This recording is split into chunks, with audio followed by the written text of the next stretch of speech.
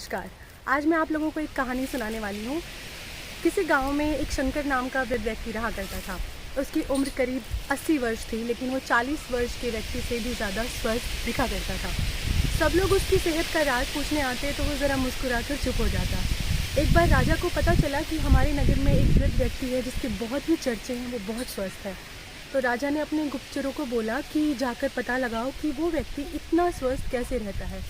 गुप्तचर भेष बदलकर अगले दिन आए और उन्होंने शंकर का पीछा किया तो देखा कि भोर में सुबह उठकर वो कहीं चला जा रहा था और मीलों चलने के बाद वो एक पहाड़ी पर चलना शुरू कर देता है। पहाड़ी पर कुछ दूर जाने के बाद वो गायब हो जाता है। तो गुप्तचर उसका इंतजार वहीं बैठकर करने लगते हैं। थोड़ी देर बाद शंकर एक फल खाता हुआ लौट कर आता है।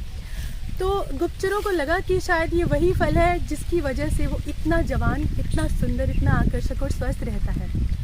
यही बात गुप्तचरों ने जाकर राजन को बताई। राजन ने कहा कि जाकर पता लगाओ कि वो कौन सा फल है पहाड़ी के पीछे। सब लोग जाकर देखते हैं, लेकिन उनको ऐसा कोई खास फल दिखाई नहीं देता। आकर वो राजन को बताते हैं तो राजन ने शंकर को दरबार में पेश होने के लिए बुलाया।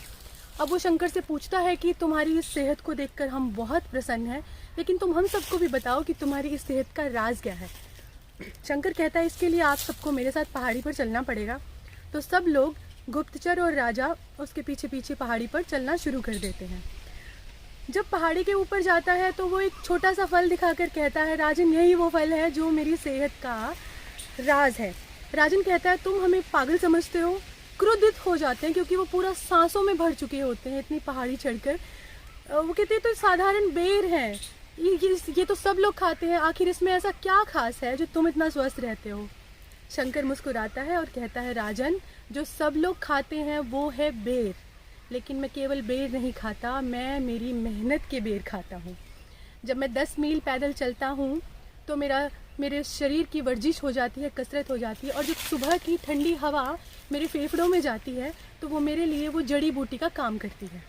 ये सुनकर राजन बहुत प्रसन्न हुआ और उसने पूरी अपनी प्रजा को शारीरिक श्रम करने की नसीहत दी। तो दोस्तों, आजकल के ज़माने में, इस टेक्नोलॉजी के युग में, हम छोटे बड़े काम करने के लिए भी अब बाहर नहीं निकलते हैं। पहले के समय में हम अपना कुछ काम करने के लिए बाहर तो निकलते थे। हमारे शरीर को स्वस्थ रखने के लिए बहुत ज़रूरी है कि हम शारीरिक श्रम करें।